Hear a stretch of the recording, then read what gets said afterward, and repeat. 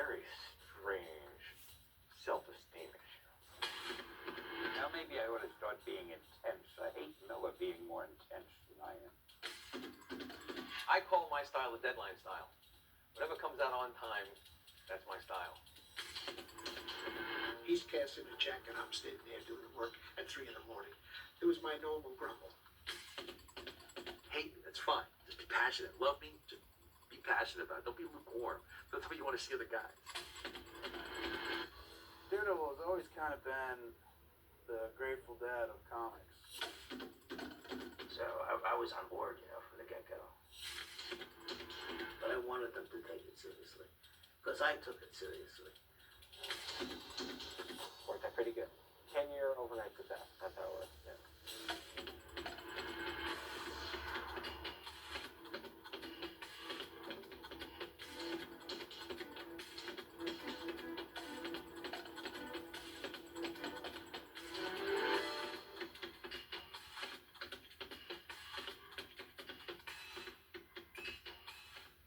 I wanted something for Bill Everett to do.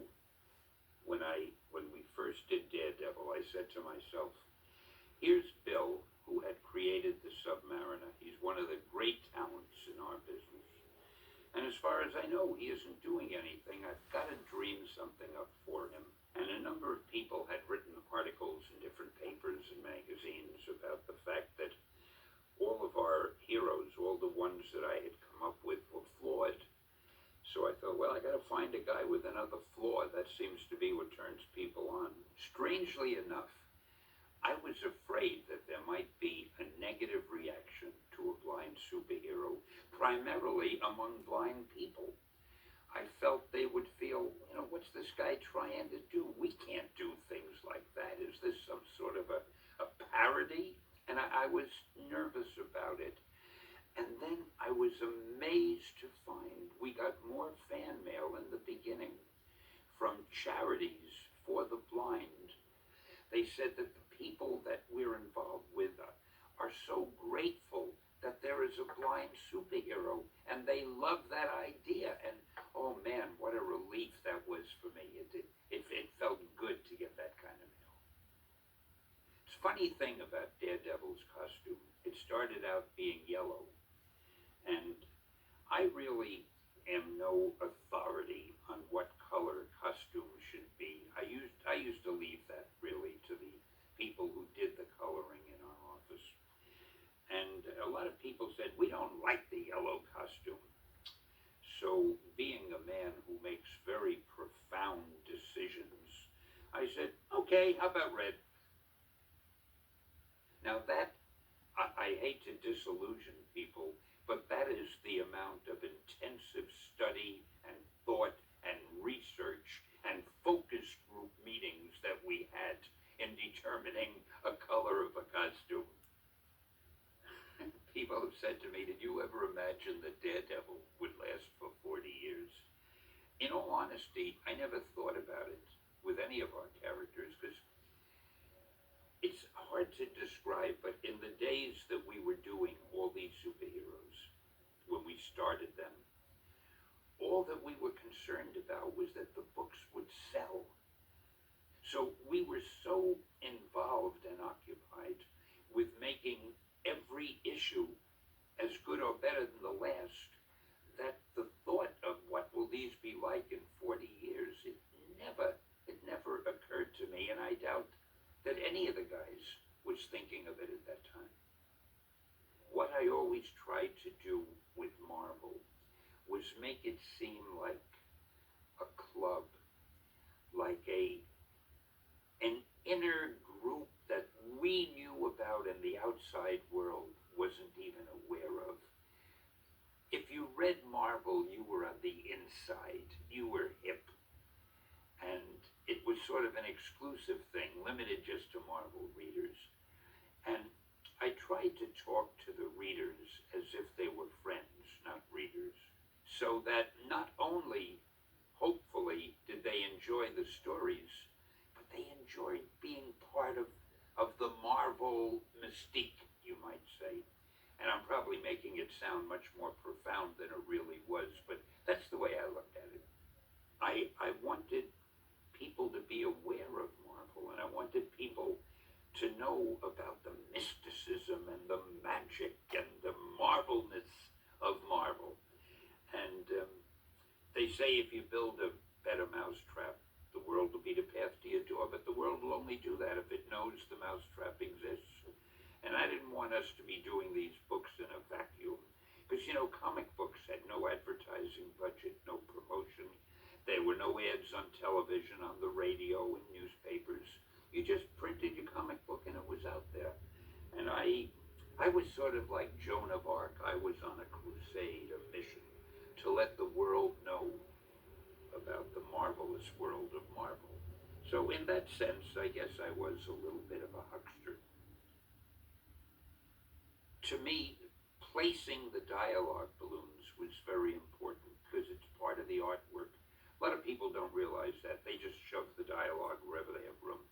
But here's a panel with an illustration. And you have space that's empty and space that's filled with line work.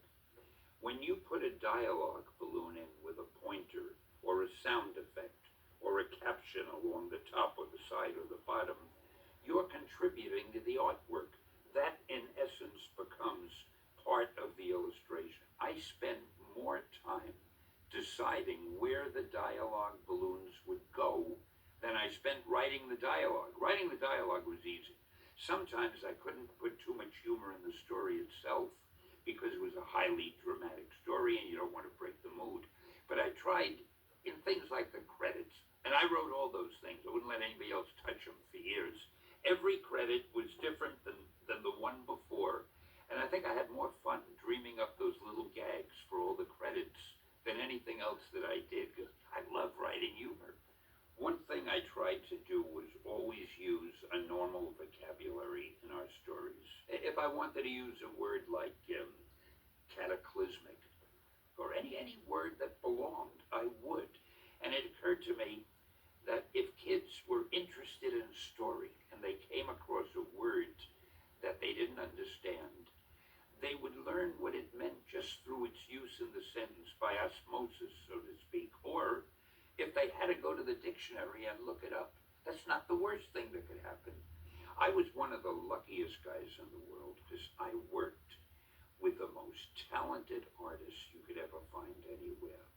Colan, Romita, Bill Everett, Wally Wood.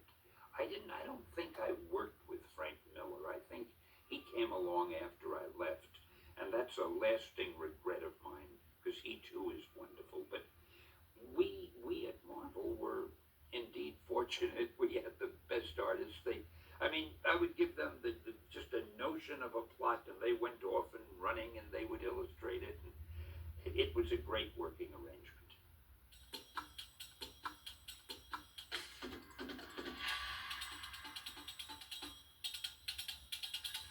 I told Stan that I was tired of penciling. I thought I was burned out. In 1965, I thought I was finished. And I said, oh, ink, I can help you that way. If you give me pencils, I can polish them up a little bit. So the first thing he did was pull out a Daredevil assignment. He said, could I help him out in an emergency? And I was a sap my whole life. I was what I call a good soldier. And I said, sure, if you need help, I'll help you out with that. Fully expecting I'll go back to inking after I finish this one Daredevil story. Of course, that lasted 6 months, I think. I did Daredevil, and I started to like it, thanks to Jack Kirby's indoctrination with breakdowns. This is the original black and white art, penciled by me, written by Stan Lee, and then inked by me. This is the first splash I did in Daredevil. When I brought in that pencil, Stan accepted this splash, but the pages immediately following it were a little bit quiet and slow moving. So Jack Kirby was called and inducted into the sequence. Stan Lee had elevated the art of communicating with the readers on a page called the bullpen page. He was apologizing, if you read it, for the slowness of the start. But just wait till you get to page 3. That's where Jack Kirby took over.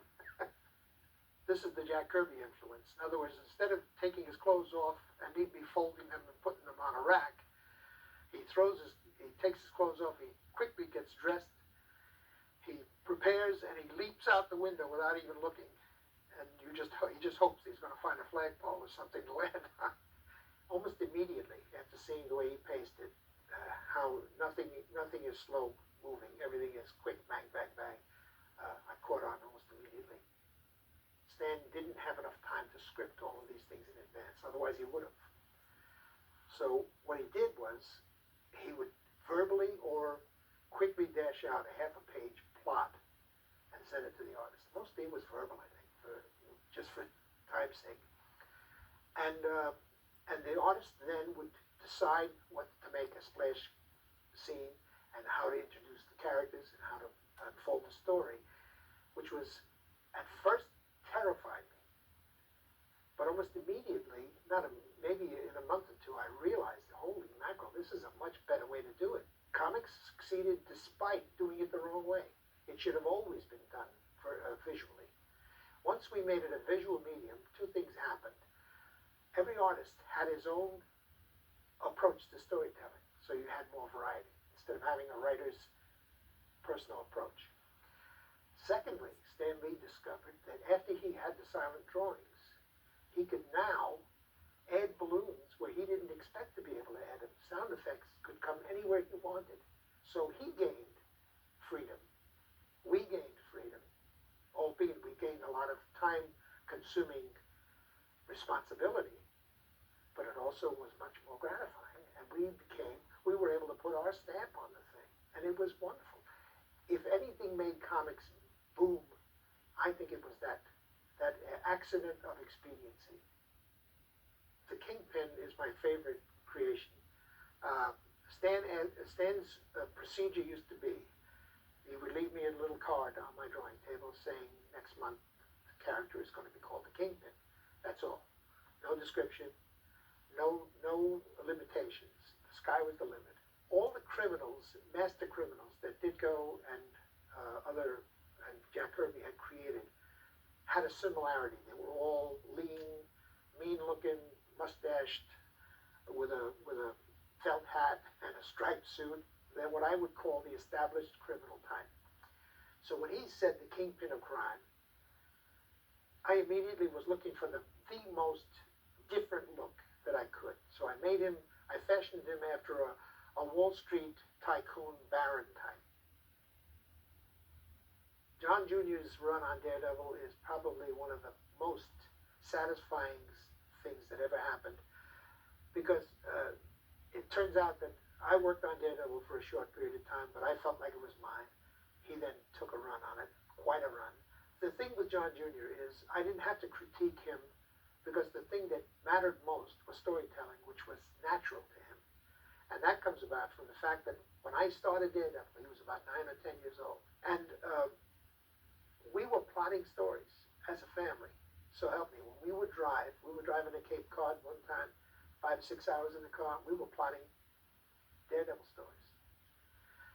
He loved it. He took off. He started drawing immediately. And from the time he was 10 years old till he was about 15, he just did a million drawings, never showed me one. Never showed me one. He said it wasn't ready for me to look at yet. He said, when it's good, I'll let you see it.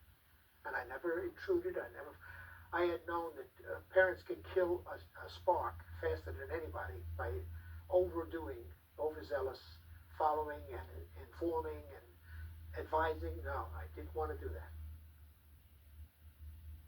So after 6 months, I was in love with Daredevil. And Stan, he asked me, you know what, in the third or fourth month, I did a Spider-Man as a guest star. He was trying me out for Spider-Man without my knowledge. So suddenly he comes to me and said, do you think you could do Spider-Man on a monthly basis? And I said, I guess so, but I'd like to do Daredevil.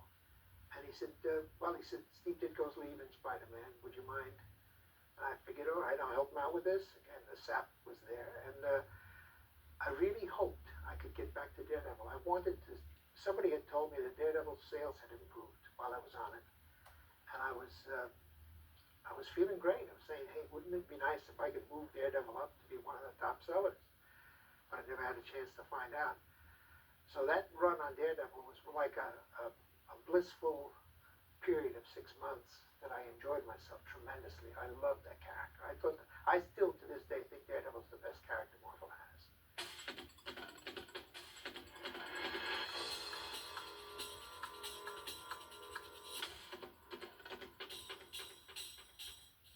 Hi, my name is Gene Colan, and welcome to my studio. I was on Daredevil for approximately 6 years. I enjoyed it, every bit of it. It was getting to the point, though, where it was getting very difficult to keep choreographing the same fight scenes and have them look different. And sometimes I would bring it up to Stan, why are there so many fights in all these stories? Why can't we get away from it? He says, because it's what the fans really want to see. I kept it fresh and original by approaching it each time as if it were the first time. Each time I got a story, and each time I handed a story and I got another one, it was always uppermost in my mind as to how different can I make this one, and so on. And as they came in, it was almost like an assembly line. But I just threw myself into it. It lived another life in a sense. I tried to get into that story myself. I tried to jump into the page and try to imagine what it would be like to see it visually as an outsider. What am I looking for? What am I trying to capture? If there was a fight scene, I would try to do it in a way that would confuse the reader. Because in real life, very often you don't see the details. You just see action, and you don't see things flying much else but arms and legs and people sailing over tables. But you don't see the details. And very often it's done in a dark room where you can even see less. But it's exciting. It's more dramatic that way. It keeps the viewer on edge. I wanted the story to be sort of mystifying and sinister. I was working for the older crowd, and I probably didn't know. I was really working for myself. I had such a good time doing what I wanted to do and telling a story the way I wanted to tell it. I didn't want to tell it the simplest way. I wanted to be confusing, and I wanted to be complex, and I wanted the reader to think about it a little bit, take it seriously, even though it's not a thing to take seriously. But I wanted them to take it seriously because I took it seriously. You have to really love what you're doing above and beyond anything else. It's just something you're drawn to, literally drawn to, and whether you get paid or not get paid. And for anyone that wants to study art or go into art as a profession, if they're not passionate about it, the chances are they're not going to be that successful about it either. My feeling about what I'm doing, the love that I have for it, how dramatic and how believable I want to make it to the readers, gets right into the artwork. It's an unconscious thing. And that's how a style, I believe, is developed too. That's an unconscious thing. When you have developed a style, it's as recognizable as your handwriting. Same thing. But to be successful in art or any other field, you have to really love it and be totally devoted to it. Unfortunately, especially in my business, a family life is missed. It's a sad thing, but you're not really with your family that much. You're married to your art. And I have some regrets about that, and there's nothing I can do about it. I did the best that I could, but my art seemed to come ahead of everything. Maybe that's what makes for the artist. And it meant nothing to me to stay up until, say, 3 or 4 in the morning to complete what I had to complete until it was right. Artists are very self-centered people. They love what they do to the exclusion of just about everything else. They kind of live in a bubble. At least the comic book artists do. I can't continue the same pace. I'm 76 now, and I just can't keep up with it. I don't have that kind of energy, but I still do it. I love doing it, and whenever I can, I do. But I'm trying to make up for the things that I didn't do also. I pay a little more attention to my children, certainly to my wife, who is 75% of the reason I'm still here. very grateful for that.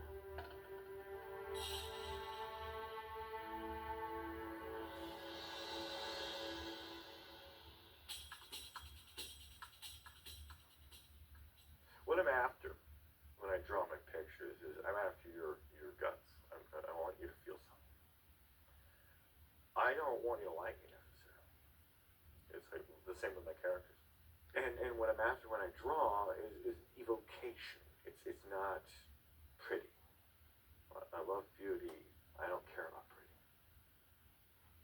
I got to draw a couple of issues of the secondary Spider-Man title. They guest starred this character, Daredevil, that I never really paid much attention to. I mean, I read the old Stan Lee, Gene Colan issues, and I really enjoyed them, but I had never thought of this guy as a major player.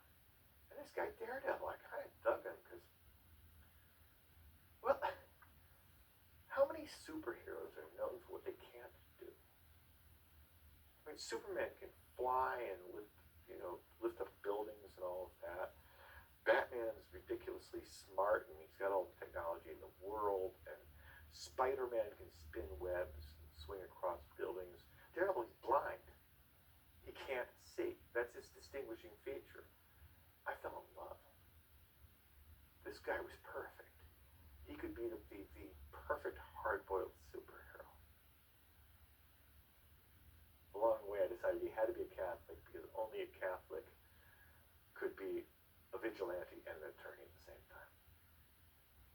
So I think religion and politics both have a very profound relation to comics because cartooning is taking reality and making it more so. It's like Hitchcock said about melodrama, is reality with all the boring parts taken out. There was a lot of ruckus when I was working on Daredevil as it found its voice because the violence was so harsh and because people were getting cut up.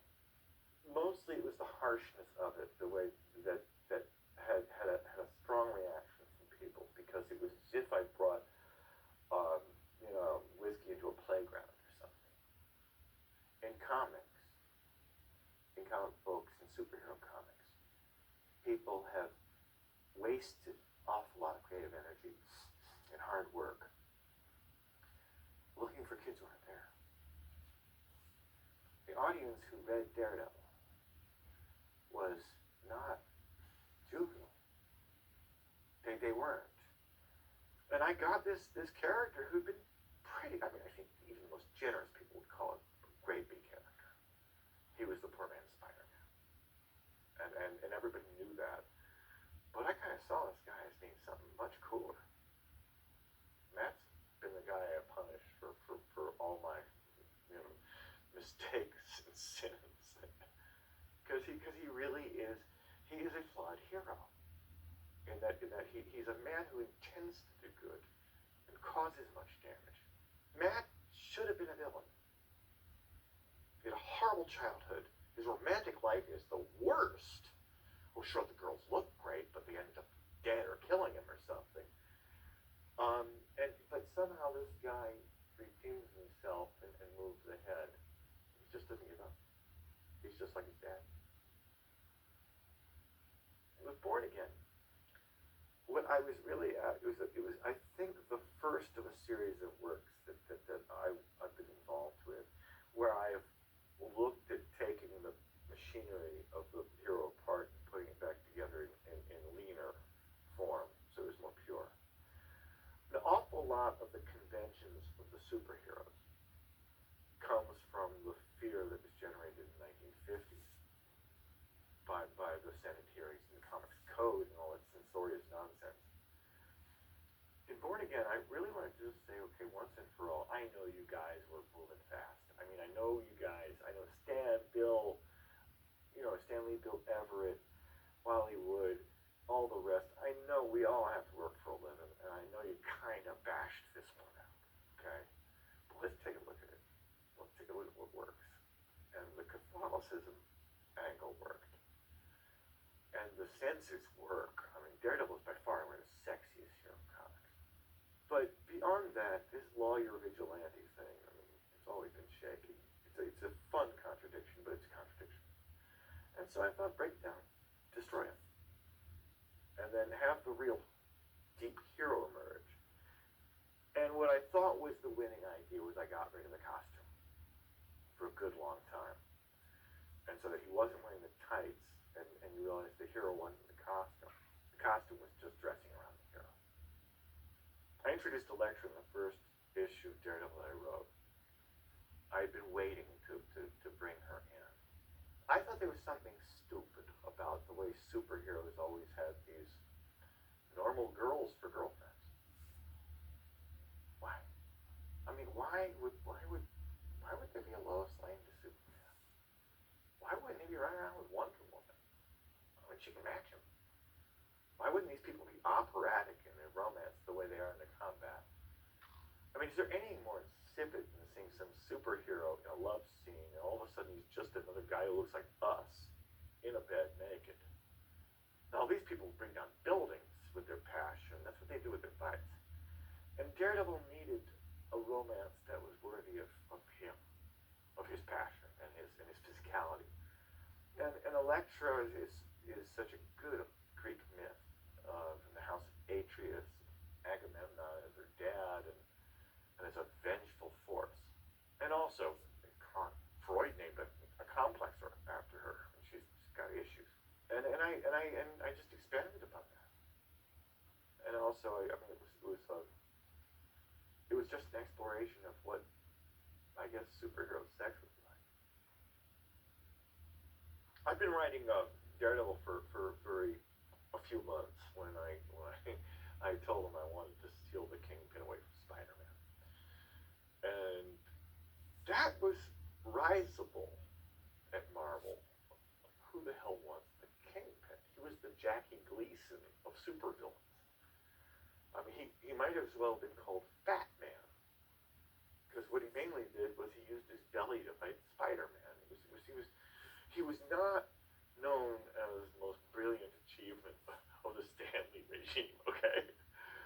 But he was just what I needed, because I needed a gang lord.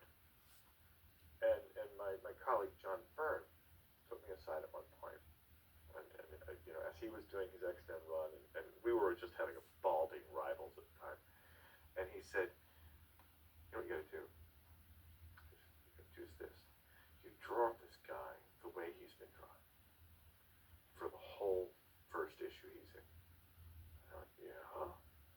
John was older and entered the field earlier than I did. And he said, then you turn him into a Frank Miller character. Light him. You're the guy who does the lighting. And he gave me a wonderful moment, which is where the Kingpin goes from being this line clear guy, you know, visually conceived by John Romita, who has one of the most beautiful lines that the field has ever seen. And then I have him light up a cigarette, and all of a sudden he was mine. There's a tension with the Kingpin, Bullseye, and Elektra and Daredevil that all was a psychodrama. Bullseye is the ultimate bad boy. He's a psychopathic killer, yes. But he's really good at it. And he's really smart. The final act of the Elektra story had to involve him. And she had to be cruelly and coldly murdered by the worst possible enemy Daredevil ever had. Because it was his ultimate humiliation. Along with losing the love of his life, he also, it was in such foul circumstance that the man was mocking her as he murdered her. And I don't think the symbolism of that sigh going through her was lost on much anybody. I mean, it was a rape murder in a superhero comic. It's pretty weird. I mean, to this day, I'm still surprised that Marvel was able to just say, okay. And in comics, you can't waste time. Comics exist in time. The reader is moving through time. It's not gallery work. And so you have to know how to produce them expeditiously, because that's where comics gain their energy. That's what makes them sexy. That's what makes them fun. Is that they don't slow down in artistic sense. Everything is there. What's done by the hand in comics is something that movies cannot approach. We've felt so long like we were, like, the retarded little bastard nephew of media that we've forgotten that we're better at certain things than they are. And then, yeah, movies are much better at a bunch of things. Movies are much more powerful. Movies control pace. Cartoonists has to be really smart to slow you down. A filmmaker just has to leave the camera where it is for a long time. And it's a different set of virtues and weaknesses. So yeah, I came in wanting to make comics more cinematic. I stay in wanting to make them less so.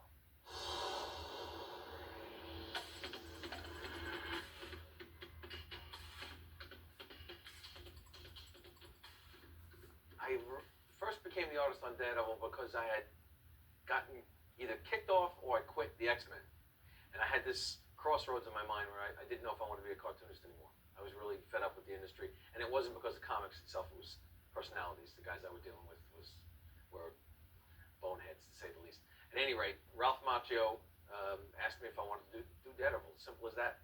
He said it's a great character, and he says you can do full pencils and do your own storytelling, play to your strength. And that was it. It was simple as that. I was ready to walk from the industry at that time. So it was a nice, and that actually, to me, is the turning point in my so-called comic books career. I was ready to go at that point, and working on Daredevil, I certainly got invigorated and improved from then on. And I think it's got to do with the character. It's a very graceful character, as opposed to, it's the opposite of Spider-Man, who's awkward and gawky. But it's a graceful character, and the costume reveals a nice amount of muscle tone that you can play with. And it's a simple costume with 2 Ds. And I actually picked that character to be the most fun to draw out of all the characters I've drawn, more than Spider-Man. Although the Punisher is a close second because it reminds me of my uncle. The differences between my father drawing Daredevil and me drawing Daredevil is he's just a better artist than I am. I remember seeing it vividly. The first things he did when I was a kid, they stuck in my head. And he explained things to me. This guy's a blind lawyer. Wow, he's blind? I mean, being a kid at that age, anything that is different is fun. And the fact that this guy's a superhero, surrounded by a whole bunch of guys, and not only that, but he's blind, I got to hear more about this guy. So, in my mind, it started out as my father. By the time I got that into my hand, it was me. The only pressure I felt about being my father's son, artistically, was self-imposed. Nobody else ever gave it to me. There were people made comments all the time when I was first starting. You're only in this business because of your father. You wouldn't be here without your father, And after I got finished standing on their chest and punching and screaming, I ended up having to draw anyway.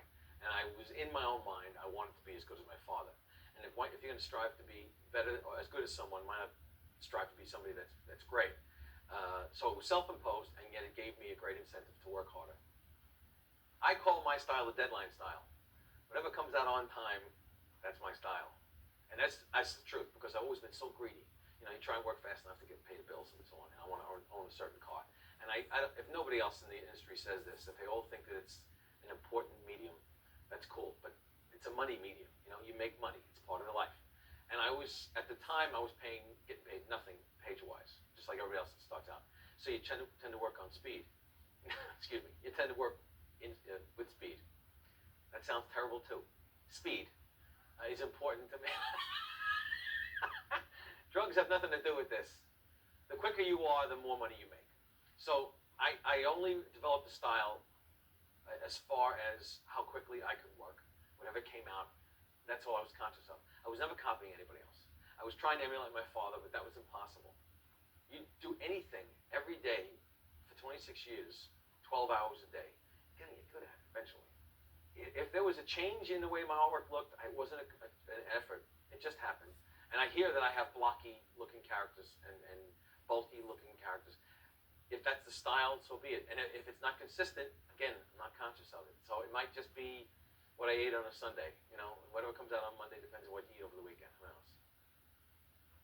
The greatest thing I think I have ever done to this point, if you can call it great, was working on Man Without Fear with Frank. And it was originally slated for 64 pages. So I started working on it. And I was thrilled to death working with Frank because I had pretty much got into the business around the same time he did.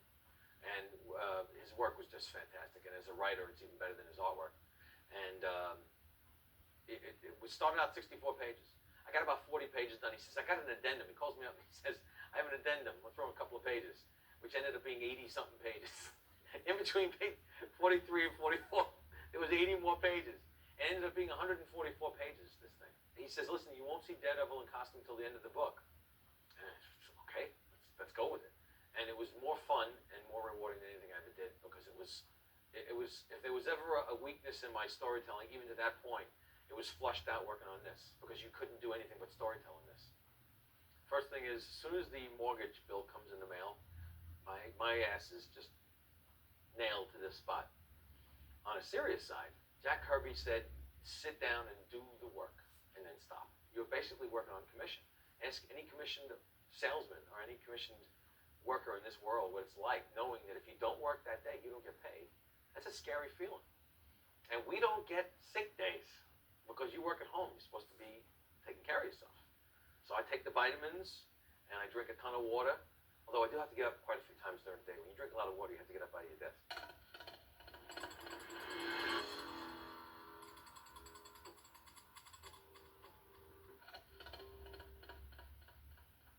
When I break down a story, I look at a story as music. There was a scene in my Daredevil role with Kevin Smith. I believe it was actor Karen Page, met her terrible demise, where Daredevil for a second really contemplated suicide. And I think I broke down those pages into like 24 panel grids or something. They were very, very tiny panels, but each one sort of had a rhythm to it. And by composing the panels in that sort of a small configuration, I also wanted to give this sense of prison bars, imprisonment, and very tight and claustrophobic surroundings. And, what do you do? Time's running out. Life stinks. I got to get out of here. And what's the only way out? I got this gun in my feet. So those are the kind of things I try to add to the story, but ultimately I run instinctually when it comes to storytelling. I just do what I feel is right for the moment. My working relationship with Kevin Smith was probably one of the, I think to this day, it is the best collaboration I ever had with anybody. When Kevin was first approached by us to do this, he immediately said, yeah, sounds like a great idea. And we were all gung-ho, and then it was like, the days were passing, and we weren't getting the scripts from Kevin. Kevin ordered the scripts. And, it took a call finally from my business partner at that time, Jimmy Palmiotti, to Kevin to say, dude, what the hell's wrong with you? You know what I mean? Let's get this script and let's do this. And, it took me a couple of months to realize that the fear that Kevin was feeling, what if he writes a clunker? And people are going to perceive it in a multitude of terribly, horrifically negative ways. The movie industry is going to say, oh, look, he couldn't play in that little sandbox. And the people in the little sandbox are going to be like, oh, look at this big guy. He just couldn't cut it in our world. And the first story, the first issue of Daredevil that he wrote it in screenplay format. I just said, dude, just write it. Let me break it down for you. By about issue 4 and issue 5, Kevin nailed it. Karen Page's death, that was a really interesting moment because Kevin and I had discussed having that happen. At this point, the Karen Page character had been through so much stuff. I mean, anybody who's familiar with Frank Miller's run, I'm not going to spoil it for anybody, but you can tell that character's been run through the mill. She will never be embraced by Mothers of America. So we felt, the character was sort of damaged to begin with. And we really wanted to have, there was a very poignant scene in Kevin's story where Karen's death could be very, very important to the ongoing saga of Daredevil. It had to be a big secret. And we knew that if we went out there and said there's a major death in Daredevil number 5, our sales would have gone through the roof. But we just said, you know what? Let's give the fans a real surprise. Let's not advertise this ahead of time. Let's just throw it out there and see what happens. So that was the first thing. It was going to be a big surprise, and we kept the secret all the way until the book finally saw print. And number 2, we wanted it to be significant. So she had to die in a way that dead is dead. She's not coming back. Karen Page is not coming back to the Daredevil universe. And to this day, it's been pretty much upheld because of the fact that it was a significant death in the Marvel universe. see this. So it was Jimmy, it was myself, it was Ralph, it was Kevin, and Jimmy's girlfriend, Amanda Connor, who was also an artist. All contributed ideas at that point to make this scene. So it took about 5 people to sort of throw in little ideas here and there, and then Kevin took all that stuff and sewed it together into this incredible scene.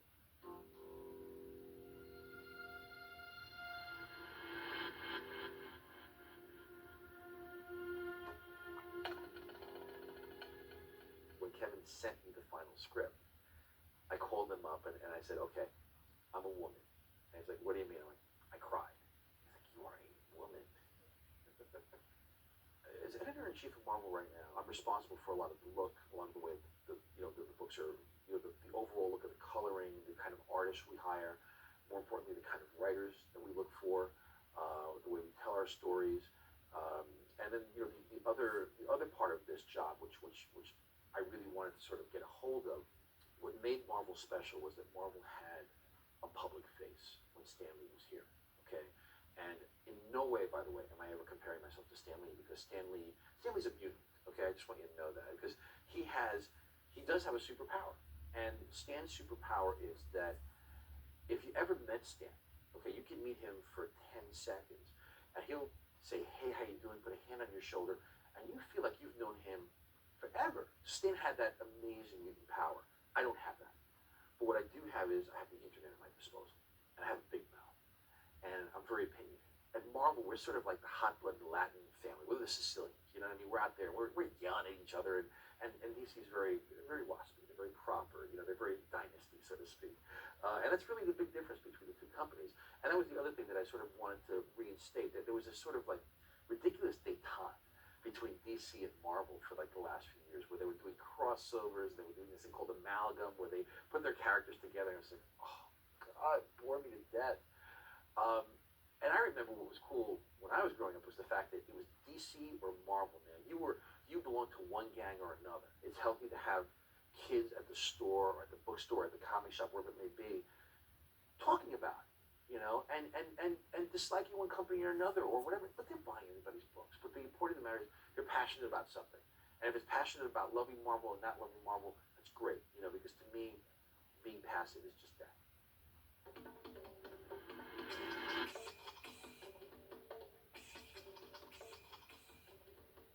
Brian Bendis scripted the Daredevil story that I painted with him.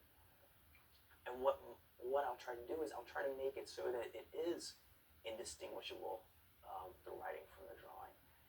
So it's almost, in my mind, I have to make it so that I almost don't draw distinctions from where one starts and another one begins, even with the lettering. The lettering is a part of the art. The type is part of the image, and the image tells the story. And that's the unique thing about comic books, is they're this fantastic hybrid medium. This is the old Royal typewriter that you saw Ben Urich use in the Daredevil story that I drew with Bendis writing.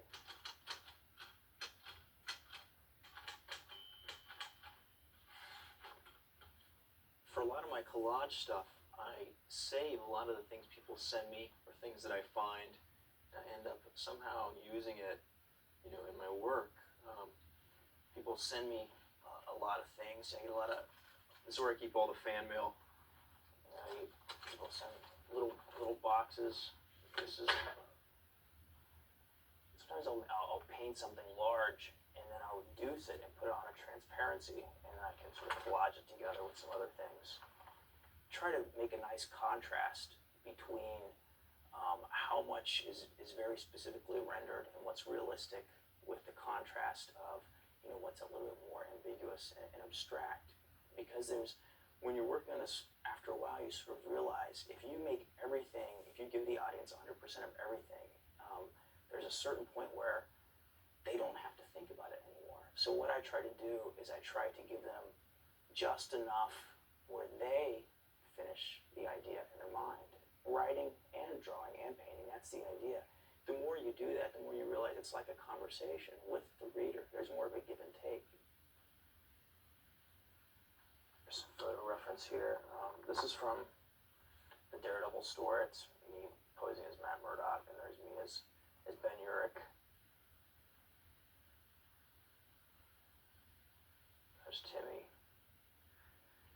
when the story opens up, there's this child, Timmy, who he's almost catatonic, and he's just sort of talking in comic book terms. Obviously, something has happened in reality that he's not comfortable with, and so his only way of sort of handling it and being comfortable in it is talking about it and relating to the world as if he's a comic book hero. So we thought, well, how fascinating would it be if, in Timmy's world, it's all Joe Quesada art. For the longest time, Joe said, he's on it. He thought it was a good idea. He's going to draw these stories. Well, it turned out, with his editor-in-chief job, he just wasn't able to do the artwork in time. So Brian said, well, it doesn't matter. David's going to do it. And he just said, David, do these, just do Joe Quesada. He's like, you're going to do this, but you're going to draw it as if it's Joe. You got to make everyone believe these pages are Joe Quesada. The interesting thing about this story is that the central character turned out to be Ben Urich from the Frank Miller stories before, and from Born Again. We'd seen him get more and more of a role in some of the Frank Miller and Born Again stories, but this was a time where Brian was really able to give Ben the foreground and not look at him only on a superficial level. You got to see throughout the story Ben discovered why he does what he does at the same time as the readers do. When I'm in the middle of a book, what I'll end up doing is taking all the pages that I've completed so far, I'll sort of, layer them around, the area that I work, and often I'll pull out some other tables that I'll have here, so I'm able to work on, an entire scene, several pages at one time, and I can see how they fit into the context of the rest of the story.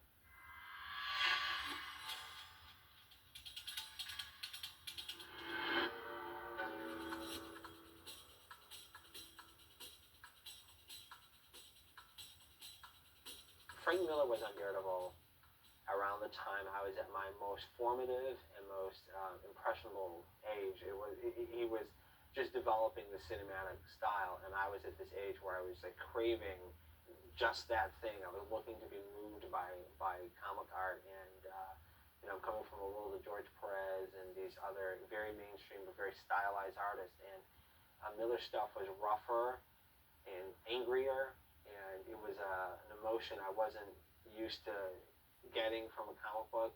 The issue where Elektra died, 181, which is, probably the best crafted issue, and also there's something that's very hard to do for us comic creators today, which is really keep the element of surprise. Then we were just turning the page and we're like, oh my God, she's dead, and I care, and she's really dead. So it was violent, and it was disturbing, and I remember being shocked. I remember throw it across the room like, oh my God, I have to sit down. So yeah, so that those were very influential, and that feeling, that Daredevil 181 is what every single comic creator of my generation aspires to do. There's not any process to making a comic book that's the right way to make a comic. It's not screenwriting, and it's not poetry, and it's not narrative writing, and it's not pen and ink, and it's not photographs, it's not painting. It's all of these things. All of these things can make a comic. Anything that produces a sequential images that tells a story is how to make a comic. And anything you can do to visually or narratively express yourself makes a comic. So always put your character in the place they least like to be. So anytime I start an issue, I'm like, all right, where's the thing where's the place that Daredevil would least like to be? What's the big sphere? And that's how we started this whole run that we're on right now, where Daredevil's been outed by the tabloids, because it just seemed to me that Daredevil had been very sloppy with his secret identity. People who read the comic book over the years, even way back in Miller's years, every time any girl made Google Eyes at Matt, he'd end up telling them it was Daredevil, and it was kind of to the point where it was funny, and then Kingpin found out he was Daredevil, and Foggy knew he was Daredevil, and every girl every year, everyone knew he was Daredevil, and no one was really doing anything about it. Even the Kingpin was going, well, now I got him where I want him, even though I never did anything. And the world's so much more complicated than it was in the 60s. How hard would it be to keep a secret identity? Even think about that. How hard, and you can't, everything a celebrity does, and we all know those tabloid stories are true, everything they do, we find out about it. Everything. There's videotape of everyone doing everything to anybody, right?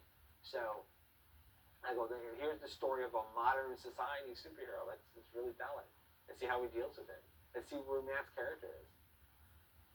Well, what happened with that following artist is that artist became like superstar artist, and then it got into this weird area where the artist had totally taken over every aspect of the creation of the comic, and everything was big double-page spreads, and tons of bats and flowing capes and chains, and there's a great tradition in comics of the splash page. You turn the page, and boom, there's the shot, and then it became every page was the boom, there's a shot, boom, there's a shot, boom, and then there's no story. It was just, and no matter how great the drawing is, if the comic is only about that drawing, it's a very shallow experience.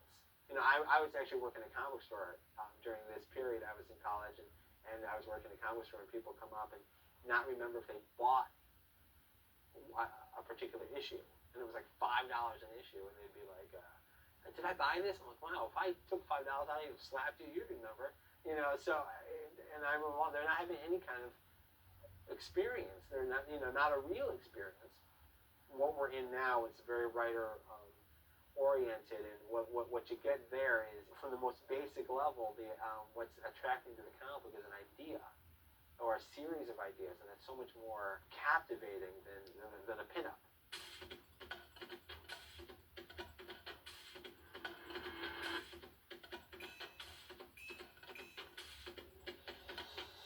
When I was writing Guardian Devil, I killed off a character called Karen Page. Now, this was a character who nobody really cared about at that point in the books. I mean, A, nobody cared about Daredevil. It wasn't selling.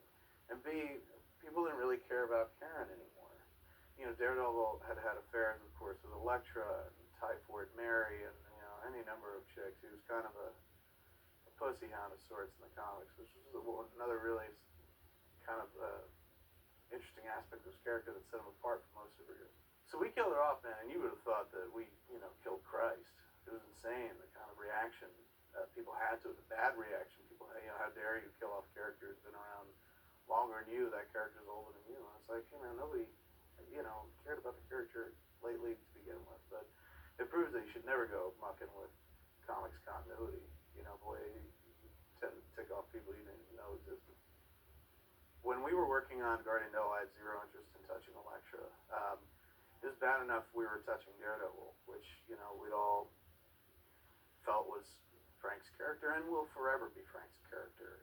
So that was a dark enough, long enough shadow to kind of work in without having to bring Elektra into it as well. And I felt too that Frank had done, the Elektra Lives Again graphic novel, which nobody was ever sure whether it was canon or not, whether it was part of the continuity or not. But in that book, Elektra was very clearly dead. Elektra was Frank's character, unlike, Daredevil or the Kingpin, or even Bullseye. Frank created Elektra as his character. So Joe's position and my position as well was like, Frank says she's dead, she's dead. Frank killed her in one of his storylines, and that's that. I mean, it's one thing to go into the closet and put on your dad's clothes. It's another thing to fuck your dad's wife. And that's kind of what I felt like, about Elektra. It's one thing to go and play in the Daredevil universe, but then to add insult to injury and be like, I'm going to do Elektra too. No, forget it. The kind of interesting backstory or subplot involving his mother, Maggie, who kind of left him as a kid and apparently joined a convent. I mean, that was fantastic to me because, I was raised Catholic. So that's, oh my God, more or less is a Catholic superhero. He's not a dude going to church every Sunday and whatnot and receiving the host, but had a very, very Catholic streak running through him. But I really appreciated that and played with that a lot more in my storyline. Actually putting him into the confessional and whatnot. Really steeped it a bit more in Catholicism because it lent itself to it based on the work that had gone before. And I think the kind of Catholic angst, or the angst that comes along with being Catholic or raised Catholic, was quite obvious in that character and inherent to how powerful that character is or can be. I was in the midst, and still am in the midst of doing this Daredevil Bullseye Target book. First issue came out. I wrote the first issue December 2001. And the book came out, 3 months ago, 2 to 3 months ago. And I still haven't even written issue 2. That's bad, that's horrible. By the time this DVD comes out, God willing, it'll be done. Quesada said, well, nobody's going to do the Daredevil Bullseye story until you do it. I'm not going to let those two characters get together again unless you write it. I said, dude, don't make that. You don't want to say that. I mean, I'd flatter, but he's like, no, I promise. I said, nobody's going to do it except you. Excuse me. So one day I read that Bendis is going to do that story at the culmination of one of his arcs. Then I called up Quesada and I was just like, hey man, I guess somebody's doing that Daredevil Bullseye story. And he said, oh, I forgot. It's kind of a blunder on my behalf. And I was sorry that I called him up, but I'm sorry now. I wasn't sorry then, because at that time I was just like, you said it was Vicky. And it was one of those things in life where you get older and hopefully mature as every day goes by. But it was more about keeping a dude to his word than it was me wanting to tell a story. And not the best way to go about a project, to go about any project. You know, you never want to write a story unless you're inspired to write a story. You don't want to write it just because, like, well, I should write it, right? Because the last time they met was on my watch and I should do the follow-up to it. So it was kind of a blunder, kind of a big blunder. And I wish I hadn't done it, but I did it. So now I have to finish Target because I took the character out of Brian's hands. But the thing that you really can't get across to a non-comic book reader or to the general public is what a fascinating and kind of layered character Daredevil is, and that's based on his internal monologues that the book has usually been famous for. What goes on in his head, the flaws, and that's not very simple. It's going like, this is a dude who wears a cape and a cowl and he fights a dude named the Joker. You know, that's visually kind of interesting, and it rises and falls right there. Daredevil, you can't just hold up a picture and get people excited. They have to kind of give it a test drive for themselves. Daredevil has always kind of been the Grateful Dead of comics, right? You know, he's always had hardcore fans who'd follow him everywhere, anywhere, but, you know, he doesn't have the breakthrough playability of the Rolling Stones or the Beatles. So I think the movie will definitely break him through into the mainstream, hopefully for better, not for worse. And maybe that'll then bring a bunch of people in the comic book stores to go back and read some of the character-defining work that's made him such a great comic book character for years.